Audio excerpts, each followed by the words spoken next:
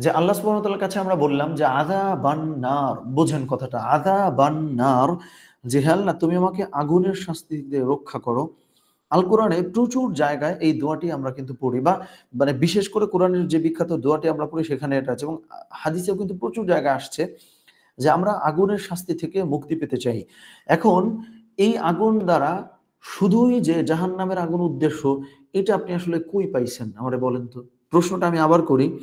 যত জায়গায় আমরা আগুনের শাস্তি থেকে রক্ষা পেতে চাই, তত জায়গায় আমরা যে বলি, "হে আল্লাহ, তুমি আমাকে জাহান্নামের আগুন থেকে বাঁচাও।"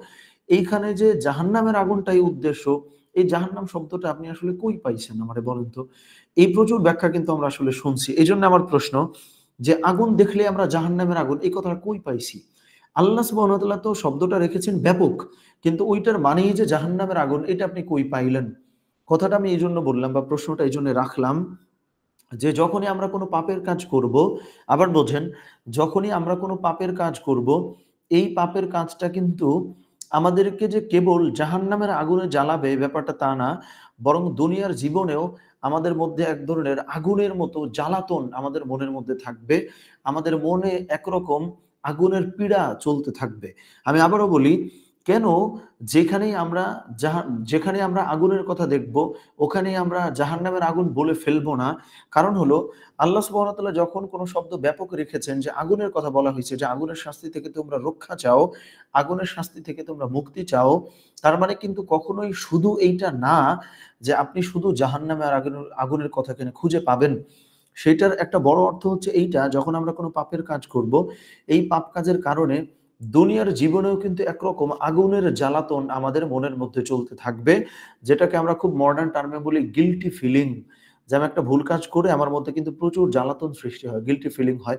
এই গিল্টি ফিলিংটাও যে একরকম নার, এই গিল্টি ফিলিংটাও যে একরকম শাস্তি, এই ব্যাপারটা কিন্তু আমরা ভুলে যাই। খালি শাস্তির কথা শুনলে আমরা কবরে চলে যাই, আখেরাতে জাহান্নামের আগুনের কাছে চলে যাই। কিন্তু পাপের কাজ করলে দুনিয়াতেও তো একরকম শাস্তি আসলে আছে।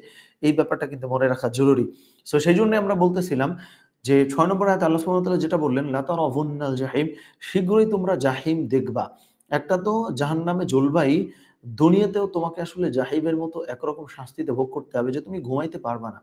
কখন ইনকাম ট্যাক্স চলে আসে, আবার কখন মনে হয় যে জীবনে এত মানুষের টাকা অন্যায়ভাবে ভোগ করলাম, কিভাবে তার কাছে ক্ষমা চাইবো?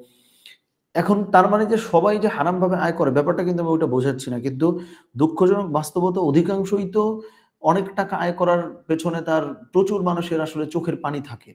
অনেক টাকা আয় করার পেছনে প্রচুর মানুষের আসলে রক্ত ঝরার ব্যাপারটা থাকে। সো এই সংখ্যাটা তো কম না আসলে সমাজে। সেইজন্য তার কিন্তু একরকম জাহিমের শাস্তি সে দুনিয়া থেকেই ভোগ করে। এটাই কিন্তু আল্লাহ সুবহানাহু ওয়া তাআলা বলছেন, এই যে তাকাথুর, এই যে অধিক চাও, এই যে আরো চাও, আরো চাও, অবশ্যই তোমরা এইটার পরিণতি হিসেবে জাহিম দেখবা। ওকে, তার পরবর্তী আয়াতে সুম্মা লাতারাউন্নাহা আইনাল ইয়াকিন, এরপর অবশ্যই তা তোমরা দেখবে চাক্ষুষ প্রত্যয়ে, একদম সরাসরি চোখেই তোমরা সেটা দেখতে পাবা।